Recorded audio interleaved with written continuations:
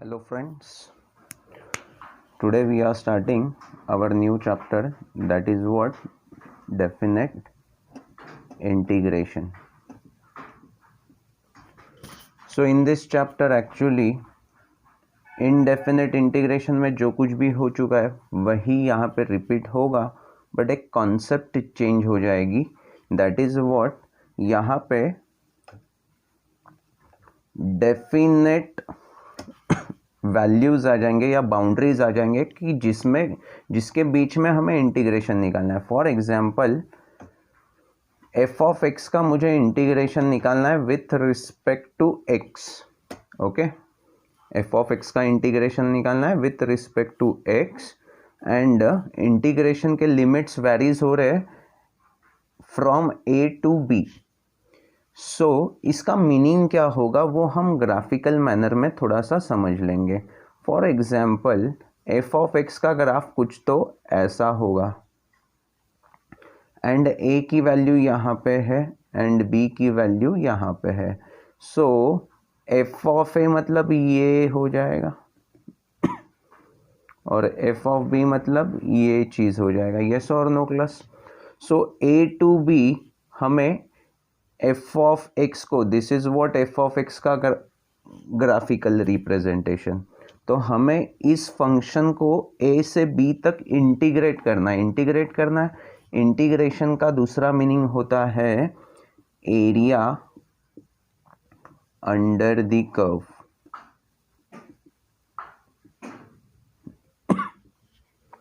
सो यहाँ पे ए to B के बीच में एरिया अंडर द कर्व कितनी आ रही है, तो ये पूरा रीजन कवर हो रहा है क्लास. सो इस एरिया का जो भी आंसर आएगा that is what this answer. So इसका आंसर क्या, ये जो शेडेड रीजन है वो. तो ये जो हमारा मैथमेटिकल ऑपरेशन है वो एक्चुअली क्या करता है वो हमें ग्राफिकली भी समझ में आ चुका है क्लास. अब इसको हम कैसे फाइंड करेंगे, तो यहाँ पे देखो फॉर एग्जांपल मैं एक स्टैंडर्ड फंक्शन ले लेता हूँ कि y is equal to x. तो वो स्ट्रेट लाइन होगी और 0 से लेके 5 तक इसके बीच में मुझे इंटीग्रेट करना है, मतलब मुझे ये एरिया फाइंड करना है. अब इंटीग्रेशन 0 to 5, ओके. और एफ ऑफ एक्स की वैल्यू क्या है, यहाँ पे f of x is equal to x है ना, मतलब ये एफ ऑफ एक्स है और ये एक्स की वैल्यू. तो y is equal to x मतलब f of x is equal to x है. Is that clear to you? So अगर ऐसी कंडीशन हमें दे दी है तो इसका आंसर क्या आएगा, तो उसके लिए एफ ऑफ एक्स की जगह पे मैं क्या डाल दूँ class, initially f of x d x ऐसे ही लिख देता हूँ, but this is nothing but 0 to 5 x d x. अब हमें प्रीवियस चैप्टर में x का integration with respect to x पता है क्या आ जाएगा, x²/2 बरोबर है.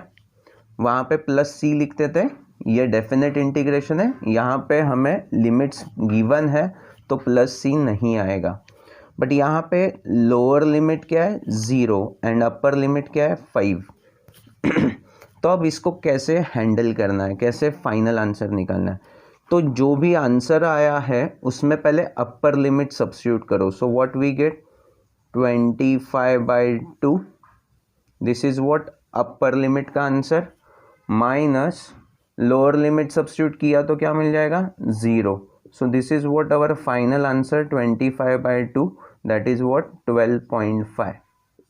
तो इसका इंटीग्रेशन का आंसर क्या आ जाएगा 12.5.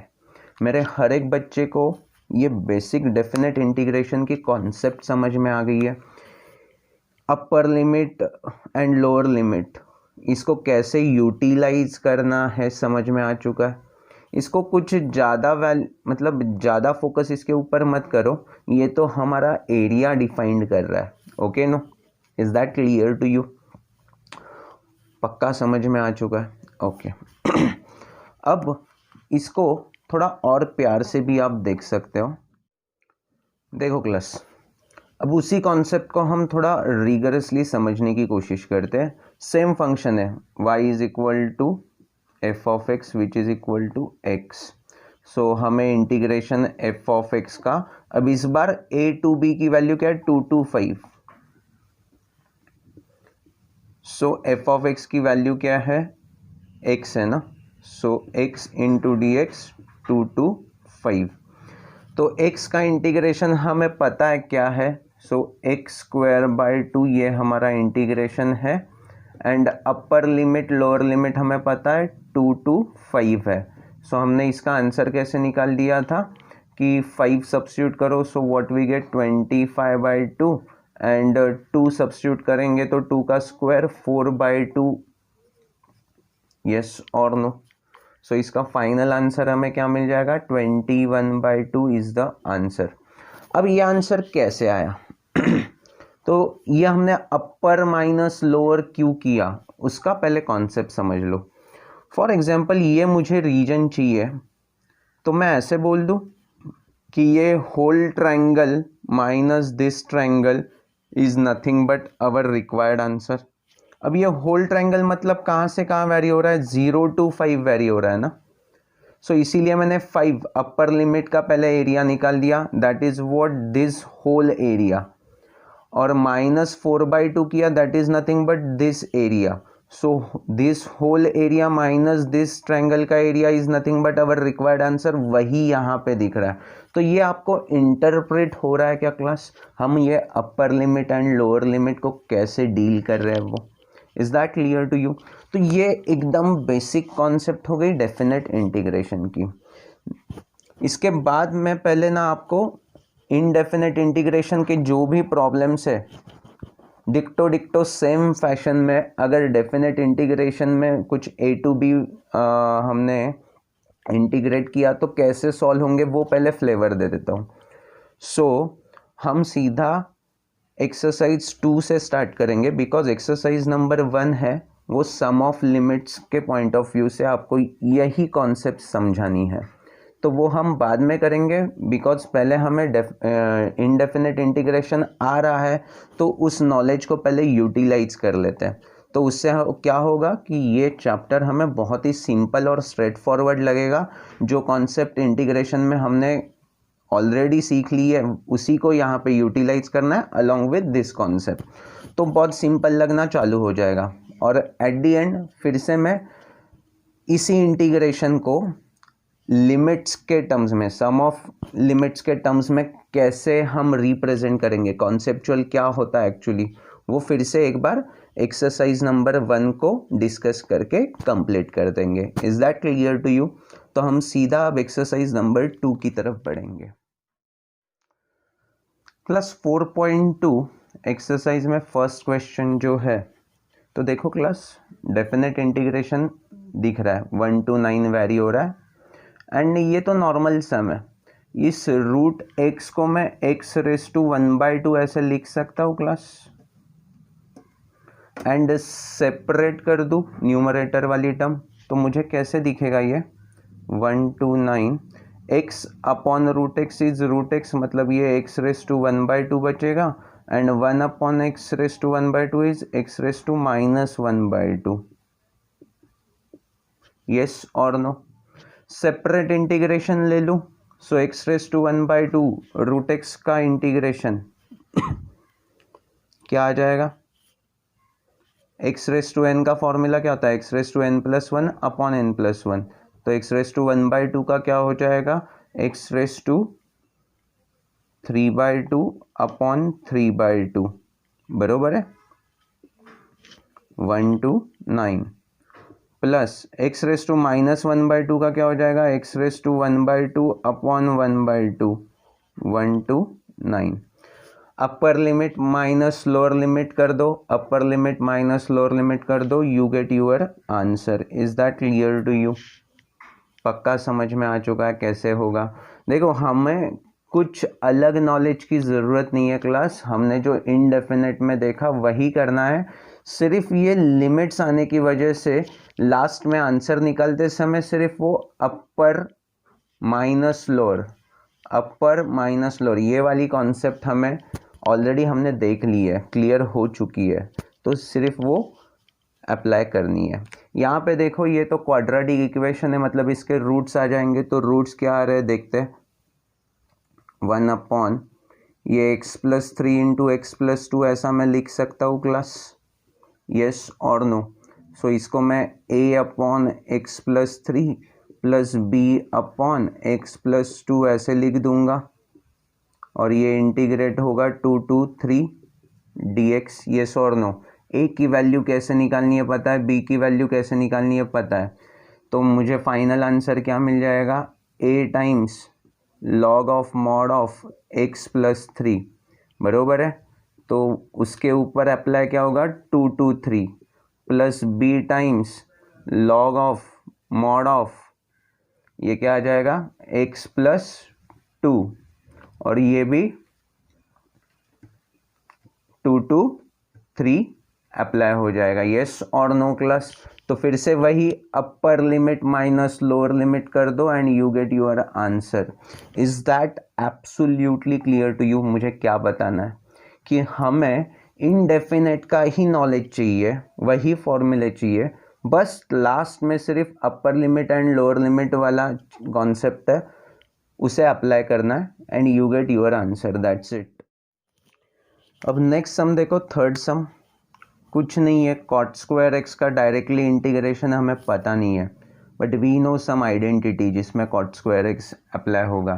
तो वो आइडेंटिटी क्या है 1 plus cot square x is cosec square x. तो मैं कॉट स्क्वायर एक्स को क्या लिख सकता हूँ, cosec square x minus 1 time D x, और ये सब कुछ है वैसे के वैसे ही रहेगा। Is that clear to you? अब इसका सेपरेट इंटीग्रेशन हो सकता है ना, because we know cosec square x का इंटीग्रेशन क्या होता है, माइनस कॉट एक्स, और जो वेरी करेगा π/4 टू π/2, एंड -1 का इंटीग्रेशन क्या होगा x, जो फिर से वेरी करेगा π/4 टू π/2। अपर लिमिट को सब्स्टिट्यूट करो, माइनस लोअर लिमिट कर दो, यहाँ पे भी वही upper minus lower, that is what final answer class. Is that clear to you? पक्का समझ में आ चुका है। अभी यहाँ पे देखो यार, ये भी स्ट्रेट फॉरवर्ड ही क्वेश्चन है, कुछ इसमें दम नहीं है। ऐसा कभी भी दिखता था तो हम क्या करते थे इंडेफिनेट इंटीग्रेशन में, 1 माइनस साइन एक्स, तो 1 प्लस साइन एक्स से न्यूमरेटर एंड डिनोमिनेटर को मल्टीप्लाई करते थे। उससे फ़ायदा क्या हो जाएगा, 1 minus sine x into 1 plus sine x. देखो यहाँ पे ही मैं कर देता हूँ, 1 प्लस साइन एक्स से मल्टीप्लाई एंड डिवाइड कर देना है, यस और नो क्लास। तो ये तो वैसे भी कैंसिल होगा, बट इससे फ़ायदा क्या होगा, a minus b into a plus b क्या मिलता है, a square minus b square, 1 minus sine square x is, तो that is what my achievement की डिनोमिनेटर सिंगल टर्म में आ गया है। ओके नो, तो इससे बहुत फ़ायदा होगा। देखो क्या होने वाला है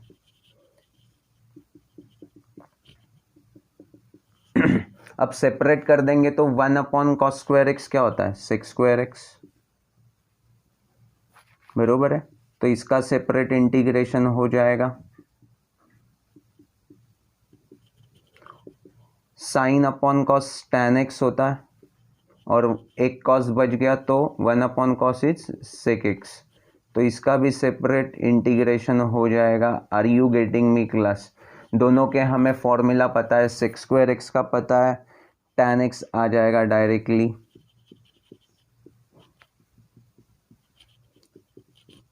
और सेक एक्स टैन एक्स किस चीज़ का डेरिवेटिव होता है क्लास, सेक एक्स का ना, तो इसका इंटीग्रेशन डेफिनेटली सेक एक्स आ जाएगा।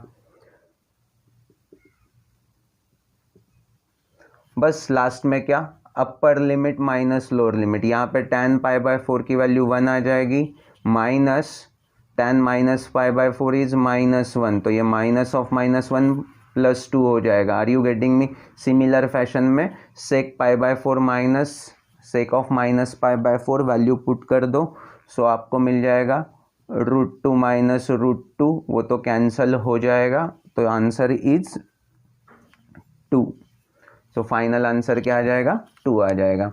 देखो अभी तक मैंने ये कंप्लीट सॉल्व नहीं करके दिखाया था, बट मुझे लगने लगा कि बहुत सारे बच्चों को ये वैल्यूज़ डालने आएगा या नहीं आएगा, तो मैं थोड़ा सा टेंशन में था, इसीलिए यहाँ पे मैंने कंप्लीट सॉल्व करके दिखा दिया। सो इन दिस फैशन मेरे ख्याल से मेरे सारे बच्चे ऑलमोस्ट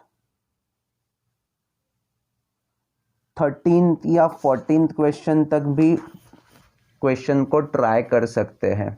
बट इसके बाद मैं पहले एक यूवी रूल का आपको प्रॉब्लम दिखा देता हूँ, जिससे आपको यूवी रूल वाले क्वेश्चन को कैसे डील करना है वो समझ में आ जाएगा।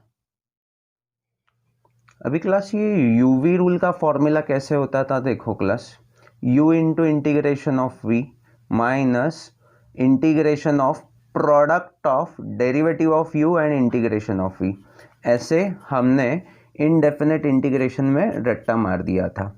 बट यहाँ पे अप्लाई होते समय कौन सी इंपॉर्टेंट चीज़ें आपको दिमाग में फिट करनी है, देखो u into integration of v, इनका जो प्रोडक्ट मिलेगा उसके ऊपर a टू b मतलब upper limit and lower limit इनके ऊपर अप्लाई करना है, इस प्रोडक्ट के ऊपर, okay no, minus integration a to b, ये derivative of u and integration of v पहले निकाल दो, इसका प्रोडक्ट निकालो, जैसे हम इनडेफिनेट में करते थे वैसे ही कर देना है। यहाँ पे इंटीग्रेशन निकालते समय कोई भी a टू b वगैरह ये सब चीज़ें अप्लाई नहीं करनी है क्लास, तो इनका पहले प्रोडक्ट निकालो एंड उसका इंटीग्रेशन लेते समय a टू b अप्लाई करना है।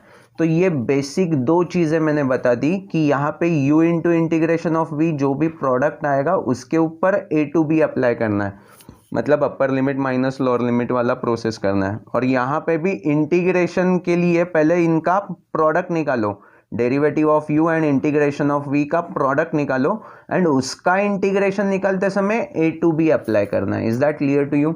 ये और अच्छी तरीके से समझने के लिए मैंने एक एग्जाम्पल ले लिया है, तो जिससे आपको पूरा क्वेश्चन क्लियर हो जाएगा, मुझे क्या बताना है वो अच्छी तरह से समझ में आ जाएगा। अब यहाँ पे uv, तो uv के लिए हम कौन सा रूल अप्लाई करते थे, लिएट रूल, याद है? तो ये अलजेब्री के मतलब a और ये ट्रिग्नोमेट्री के मतलब t, तो ये u होगा और ये v होगा। तो uv रूल क्या बताता है, u into integration of v, तो ये u into integration sine x का इंटीग्रेशन क्या आ जाएगा क्लास, माइनस कॉस x, तो ये माइनस कॉस x। तो ये जो प्रोडक्ट आया है इसके ऊपर अब मैं लिमिट्स अप्लाई करूंगा, minus integration varies from 0 to pi by 2, product of क्या है, डेरिवेटिव ऑफ u का डेरिवेटिव क्या आएगा, यहाँ पे x का डेरिवेटिव आएगा 1, तो ये 1 लिख लिया, इनटू इंटीग्रेशन क्या आया था, साइन x का माइनस कॉस x, तो माइनस माइनस प्लस हो जाएगा, तो ये सिर्फ cos x बच जाएगा, तो 1 into cos x is cos x only. अब इसका इंटीग्रेशन निकालना है, यहाँ पे मुझे पाई बाय 2 अगर मैंने सब्स्टिट्यूट कर दिया तो what we get, minus pi by 2 into cos pi by 2 is 0, तो ये 0 ही आ जाएगा upper limit, minus lower limit डालूंगा तो 0 इंटू एनीथिंग इज 0, तो इसकी पूरी की पूरी वैल्यू क्या आ जाएगी, 0 आने वाली है। समझ में आया मैंने क्या बोला, ये जो प्रोडक्ट निकाला था उसके ऊपर मैंने अपर लिमिट माइनस लोअर लिमिट ये फंडा अप्लाई किया हुआ है। अब यहाँ पे cos x का इंटीग्रेशन फिर से निकालना है तो क्या मिल जाएगा, sin x मिलेगा, cos x का इंटीग्रेशन क्या मिलेगा, sin x, और जो वेरी करेगा 0 टू पाई बाय 2 में। सो अपर लिमिट क्या हो जाएगा, sin pi by 2 is 1, sin 0 is 0, 1 minus 0, final answer is 1। तो देखो यूवी रूल मैंने कैसे अप्लाई किया, u into integration of v पहले निकाला, उसके ऊपर 0 टू पाई बाय 2 अप्लाई किया limits, minus integration of product of derivative of x क्या आया था 1 एंड इंटीग्रेशन क्या था माइनस कॉस x, इसीलिए प्लस हो गया और cos x।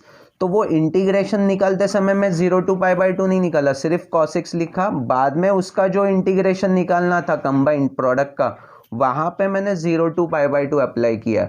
तो ये बेसिक दो चीज़ें होपफुली मेरे बच्चों को समझ में आ चुकी है। एंड मैंने यूवी रूल कैसे अप्लाई करना है वो बता दिया है। तो मैं एक्सपेक्ट करूँगा कि कुछ प्रैक्टिस आप पहले घर पे कर लो एंड जो भी डाउट्स होंगे वो हम नेक्स्ट लेक्चर में कंप्लीट कर देंगे। So thank you for watching this video. Bye bye.